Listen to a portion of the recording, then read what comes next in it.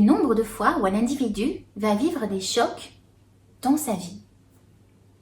Avez-vous une idée du nombre de fois où vous et moi, votre voisin, va vivre des chocs émotionnels tout au long de son existence? On peut imaginer que ça peut commencer par l'expulsion du ventre de nos mères. Ça peut être la première séparation, le premier échec à l'école ou au travail, le premier amour aussi, je vous y prends en train d'y penser. Tous ces mini-chocs vont laisser des marqueurs émotionnels qui vont remonter plus ou moins à un certain moment dans notre existence. Il y a quelques années, je suis tombée. Je suis tombée tellement bas que je ne pensais même pas que c'était possible de toucher à ce point le fond. Si aujourd'hui j'ai pris conscience que ce parcours m'aura rendue plus que résiliente, il m'aura rendue antifragile, à cet instant précis, vous vous en doutez, je touche le fond. Je ne pensais même pas qu'il y avait des solutions, des perspectives pour rebondir. Et tout mon être s'effondre. Je ne suis plus rien. Je n'ai plus d'autre choix que de faire une introspection et de comprendre pourquoi j'en suis arrivée là. Qu'est-ce qui s'est passé? J'ai eu une carrière brillante, un parcours parfait sur le papier. Et pourquoi là, à cet instant, je m'effondre? Alors je réalise que ce n'est pas la première fois que je vis ça. Que j'ai déjà vécu des mini-chocs, même si celui-ci est d'une violence extrême, et que j'ai déjà vécu ça à travers le parcours de mes parents lorsque j'étais enfant. Mon père et ma mère formaient un couple mixte qui n'était pas à la mode dans les années 70-80. Ils ont eu énormément de départs à zéro, beaucoup de réussite. Il y avait beaucoup d'amour dans le couple qu'ils formaient. Beaucoup de départs à zéro aussi, à cause d'erreurs d'investissement de mon père, des erreurs de jugement, les routes à chaosien, les grèves à Madagascar où on a été obligé de fuir, la famine. Oui, j'avais déjà vécu ça. Je me souviens de certaines soirées enfants où on n'avait rien à manger, rien. Et alors ma mère, avec beaucoup d'amour, cuisinait du riz avec de l'eau, le verchesou que vous connaissez peut-être, ou un plat à base d'oignons à l'indienne. Je me souviens aussi des langoustes grillées qu'on mangeait à la plage quand mon père voulait célébrer ses victoires, ou juste mettre en place des moments de partage. Oui, parce qu'on se parlait beaucoup lorsqu'on était enfant. Alors nous étions une fratrie de 11 enfants. 11 enfants? J'ai arrêté de compter après. 11 enfants, vous vous en doutez? C'est dur de trouver sa place. J'ai été considérée comme une enfant insignifiante, transparente, quasi inexistante. Mais il ne se passait pas une seule journée où je ne grimpais pas dans ce laitier-là, ou ce manguier, pour grandir plus vite, me réfugier aussi dans mon jardin secret, voir au loin, et à ce moment-là, tout était possible. Je rêvais de plein de choses. Je rêvais que ça pouvait être autrement. Alors il y avait beaucoup d'amour dans notre famille, aussi imparfaite qu'elle soit. Et aujourd'hui, je prends la pleine mesure de toutes les valeurs qui m'ont été transmises. Quelles sont les valeurs que vous avez reçues, dont vous avez hérité, que vous avez peut-être parfois aussi refoulées, en fonction de votre parcours de vie que je respecte? Quelles sont les valeurs qui font ce que vous êtes aujourd'hui, une partie de ce que vous êtes aujourd'hui, qui sont votre socle, vos fondations? Alors il y a cet instant où nous arrivons lorsque j'étais adolescente en Europe. Et là, c'est le choc. Je prends une véritable claque, je prends conscience de ce que ça veut dire la différence. Je réalise à cet instant précis qu'on pouvait déranger juste à cause de notre couleur de peau. Je prends conscience à cet instant précis qu'on pouvait déranger juste parce qu'on respirait le même air que d'autres personnes. Il ne s'agit pas juste d'une lutte pour notre survie, Il s'agit d'une lutte pour trouver sa place dans un système qui n'a pas besoin de vous et qui ne vous attendait pas. Je mets en place des mécanismes de suradaptation. Je me fonds dans la masse, je rentre dans le moule et je nie une partie de mes origines dans l'espoir de pouvoir prendre ma place.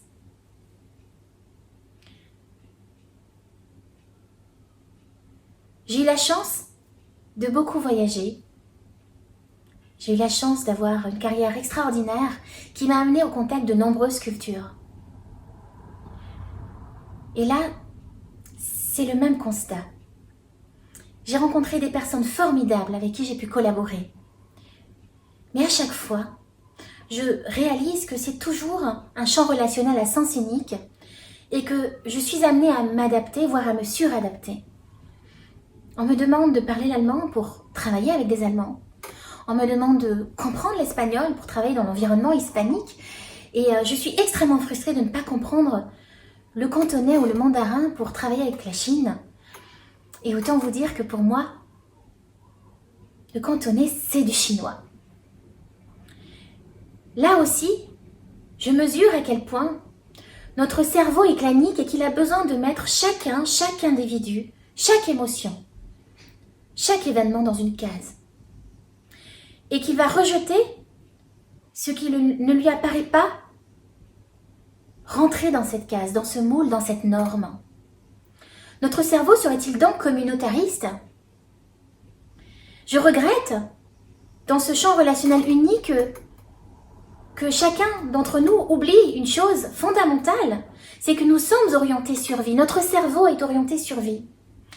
Nous sommes tous orientés vers un but commun qui est la survie de notre espèce et l'évolution de notre humanité. Et que nous avons toutes et tous cette compétence, ce langage universel qui est l'intelligence du cœur. Alors à cet instant précis où je m'effondre, vous l'aurez compris, je réalise que je n'ai ma place nulle part et qu'il faut donc pouvoir trouver ma place. Ma multiculturalité, que je perçois comme un handicap social, devient ma plus grande richesse. Mais oui, puisque je n'ai ma place nulle part et que cette multiculturalité-là, finalement, m'empêche, me contraint à choisir. Je n'ai plus d'autre choix que de me détacher de la notion de culture pour pouvoir rencontrer ma véritable nature. À cet instant précis où je m'effondre, où je ne suis plus rien, où je n'existe plus, à cet instant précis, je vais à la rencontre de mon véritable être et je prends conscience de tout ce qui s'est joué, de tous ces schémas de répétition, de tous ces conditionnements familiaux, intergénérationnels, transgénérationnels. Je vous la fais courte, mais dans ma mémoire, il y a une mémoire d'exil, l'Inde, l'Afrique, une mémoire d'émigration, une mémoire de quête de place, une mémoire de rejet, une mémoire d'injustice, une mémoire de perte de rang social, une mémoire de réussite sociale. Alors, moi qui étais convaincue dans ma toute-puissance égotique que j'avais écrit ma propre histoire, que j'avais transcendé mon histoire, que j'étais allée au-delà de ce qui avait pu, de ces conditionnements enfants, je ne faisais que répéter les schémas. Et à cet instant où je m'effondre, même cet effondrement-là, n'est qu'une répétition de ce que je connaissais déjà. J'étais en totale loyauté avec tous mes conditionnements. Quelle claque! Quelle claque!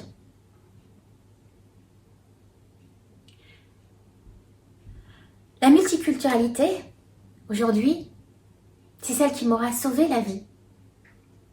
Cette multiculturalité, ces 3 jambes que je percevais comme un handicap, elles m'auront sauvé la vie. Elles m'auront permise de me réveiller et surtout de me révéler, de me reconnecter à cette petite fille qui rêvait dans ce manguier ou dans ce laitier et qui rêvait d'un autre moi et qui rêvait d'écrire sa propre histoire.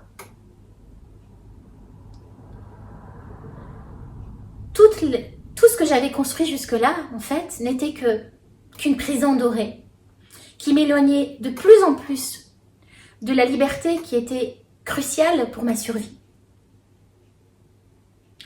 La liberté, parlons-en. Qu'est-ce que la liberté? En fonction des cultures, elle va être perçue différemment. En fonction de vos parcours de vie, elle va être perçue différemment. Qu'est-ce que la liberté pour vous? Est-ce que c'est la liberté intellectuelle? Est-ce que c'est la liberté affective? Est-ce que c'est la liberté financière? Est-ce que la prison dorée que vous vous construisez depuis tant d'années, c'est ça, la liberté? Et puis le temps aussi. J'ai passé toute une partie de ma vie à courir après le temps. Et je courais en permanence jusqu'à cet effondrement où je réalise que je ne savais même pas après quoi je courais. Le temps, l'espace-temps va différer aussi en fonction des cultures. En Afrique, on a plutôt la culture du mour-amour. On va être plutôt dans l'instant, dans l'immédiateté, dans l'instinct de survie. Mais on va aussi vouer un véritable culte aux ancêtres, que l'on respecte énormément. En Asie, notamment en Inde, on va rencontrer également cette connexion aux traditions ancestrales, mais aussi à cet instinct de survie. Et puis, la culture occidentale dans laquelle j'ai évolué toute une partie de ma vie, on va être dans une véritable accélération du temps. On va courir après le temps. Et je ne sais pas si vous l'avez remarqué, mais vous êtes en train de faire quelque chose, vous êtes déjà en train de penser à l'action d'après. Vous n'êtes plus là, vous êtes déjà tourné vers le futur. Ce que l'on va aujourd'hui pouvoir rencontrer dans la pleine conscience, dans les cultures asiatiques notamment, et qui sont des pépites pour pouvoir se reconnecter à l'être. Alors je prends pleinement conscience effectivement de ces répétitions de schémas à mon échelle, à l'échelle individuelle. Ça se joue probablement aussi pour vous. Et puis à l'échelle collective, notre cerveau étant clanique et étant orienté survie, en fait, il passe son temps, collectivement, à maintenir les schémas pour préserver le clan, la communauté, la case. Napoléon Hill disait que nous avions souvent peur de nos idées nouvelles que l'on percevait comme dangereuses. Oui, on va les percevoir comme dangereuses parce que vous l'auriez compris, notre cerveau fonctionne par répétition de schémas. Il est programmé pour refaire ce qu'il connaît déjà. C'est un peu, vous savez, comme cette touche raccourcie sur l'ordinateur. Et il va fonctionner par économie d'énergie. Donc ça va nous prendre de l'énergie de faire autrement, de construire une histoire qui puisse être différente de celle pour laquelle nous avons été conditionnés. Alors, par survie, ou ce que l'on croit par survie, immédiate, à l'instant T, on va reproduire des mécanismes que l'on connaît déjà. C'est notre fameuse zone de confort. Alors oui, on a un pouvoir créateur aujourd'hui à l'intérieur de soi. Oui, on a une puissance créative. On pourrait faire autrement. Mais à quel moment on va s'autoriser à se détacher de toutes ces croyances, de tous ces conditionnements millénaires pour pouvoir oser écouter cette partie à l'intérieur de soi qui rêve d'un autrement. Peut-être que vous êtes ce petit garçon enfermé dans son placard et qui se mettait à rêver d'un autrement. Peut-être que vous êtes cette petite fille